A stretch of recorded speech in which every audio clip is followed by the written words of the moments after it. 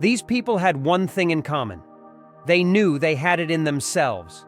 They knew they could be something beyond where they were.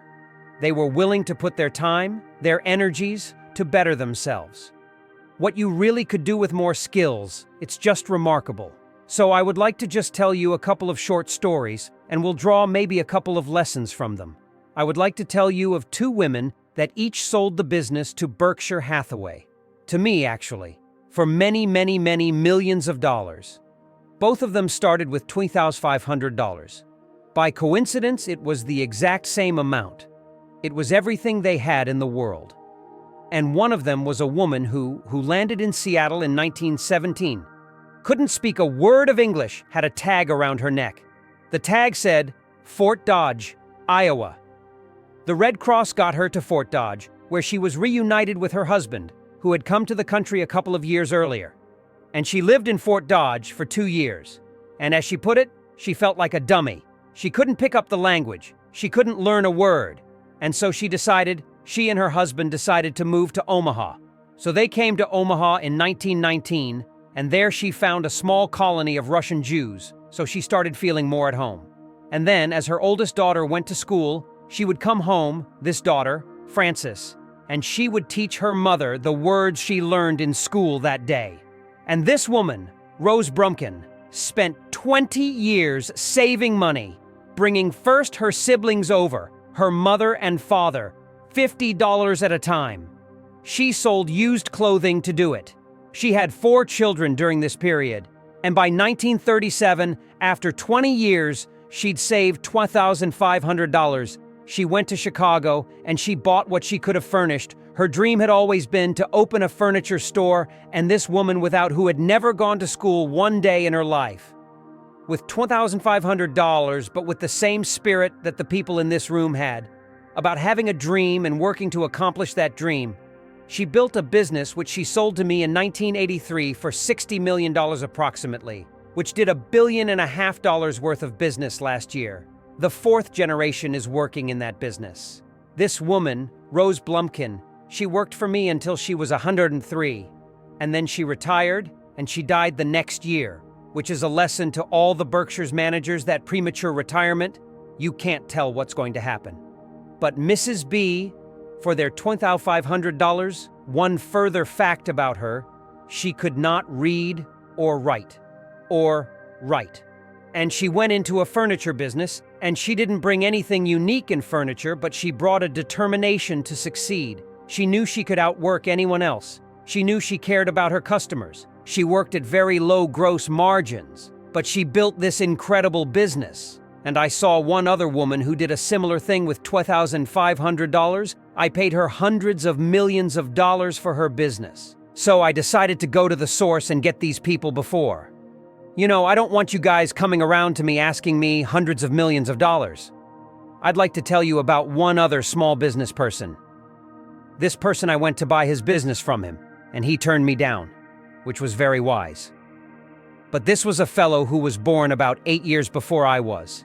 He was born in 1922. We'll call him Jack. He lived in the Midwest. He was a pretty good athlete. Didn't like school much. And I'm going to tell you one thing early in the story. Maybe you can figure out who the guy was. The company he built hires more college graduates each year than any other company in the United States. And this fellow, who was destined for this but did not know it, Jack, went to college for a year and then dropped out. He really wasn't that interested in school, and the year he dropped out was 1941, and when the United States became under attack, he went down to the Army Air Force recruiting station, volunteered, and they turned him down because he had hay fever. So he went over to the Navy and again volunteered, and they took him. They put him on an aircraft carrier. He flew small fighter planes during World War II, got 2 distinguished flying crosses from the Navy, and then he came back to the Midwest. So now we've got a young guy, probably by this time he would be 23 or 24 years old. And the interesting thing is he got back to the Midwest, and he actually kind of went from one job to another for a short period of time, or not such a short period of time, and he finally became a used car salesman at a Cadillac dealership in St. Louis, Missouri. And at age 35, having moved up in the organization, the sales organization, he said to his boss, "Could I go into car leasing business with you?" The boss said, "Well, if you'll cut your salary in half and you'll come up with, I think it was $25,000, which he borrowed, we can become partners in a car leasing business. And he had 7 cars. It was pretty slow. In fact, one of the things he did was whenever the phone rang, he let it ring 3 or 4 times, so people would think that he was very busy answering other phones. And of course, it was the only call he was going to get all day. So his first venture was okay, but it wasn't really going to go anyplace. And there's a lesson in this for all of us. At age 40, he decided with 17 vehicles, 17 cars, he was going to go into competition in the rental car business. So now he's taking on Hertz and Avis and National and people like that who have hundreds and hundreds of thousands of cars. And he's got 17 cars, and his cars aren't any different than theirs. I mean, he's buying them from General Motors or Ford or Chrysler, and he can't get the airport locations. Those companies have them all sold up. But he was determined that he would basically offer the customer. Can't offer a different car, but he can offer him friendlier service than they've ever seen. And so he started a company. He named it after the battleship that he'd flown from in the Pacific, which was the USS Enterprise. And he died. His rental car company, starting with those 17 cars, was worth more than Hertz and Avis and all the rest of the rental cars put together. The man's name was Jack Taylor, and his son, Andy Taylor, who's a good friend of mine, runs the business now. A grandchild is in the business. There'll probably be a 4th generation along the line. So this man in the United States, he didn't invent artificial intelligence. He didn't do anything that, just like Mrs. B selling furniture. Any one of us could have entered those businesses, but he lived by the creed, basically, of delighting his customers and working with people and establishing the relationship with them so that they in turn would want to delight the customers. He couldn't go out there and take care of every rental car possibility, but he learned how to project himself and his attitude toward his fellow man and his desire to make a friend out of every customer. He managed to take very ordinary cars and turn them into this extraordinary business from virtually nothing. And it illustrates several points. One is, you don't necessarily get it right, exactly right, the first time. Whatever it may be, they're never going to come back. And as a small business owner and as you grow, you have to not only be able to project that interest in people's well-being and delighting them yourself, but you have to do it through other people. And you won't be able to do it through people who themselves do not feel they're being fairly treated, that their views aren't appropriately considered. So you really do have to learn to multiply yourself through other people. I advise the young people to come to Omaha. We have a number of classes. The key is to certainly, in terms of your personal life, the most important decision you'll make is the spouse that most of you will likely have. And it's very important to surround yourself with people who are better than you are. You are going to move in the direction of the people you associate with. So I've been enormously lucky in that respect.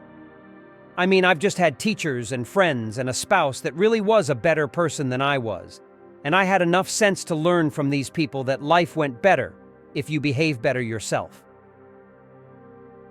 It took a while, so I advise you to seek out as your partner in business, your partner in life. Whatever it may be, look for the people that actually are examples to you rather than somebody that you think you need to straighten out yourself. And simple rules like that, delighting customers, working through other people, associating with people that will cause you to move in a better path than you might otherwise have. They will take you so far in life that it's hard to believe. I mean, they took Rose Blumkin without being able to speak a word of English, couldn't read or write, and they took her to what is now a $1.5 billion business. And incidentally, there's been no money put in it since the $2,500. That's been the total capital paid into the Nebraska furniture market. And I think if you look at Enterprise, I don't know their books the same way, but my guess is that very little equity capital has been added to Enterprise over the years. The business built on itself. So I want to tell you, I admire this group enormously. When I met Dr. Mello's class on September 22nd, 8 years ago, I was thrilled, and I admire people that are doing what you have done. You've working hard at your job at the same time. You took on and added really a lot of hard work to further your skills. 99% graduate. That's a mind-blowing statistic. And I'm looking at 2,200 people here who I admire.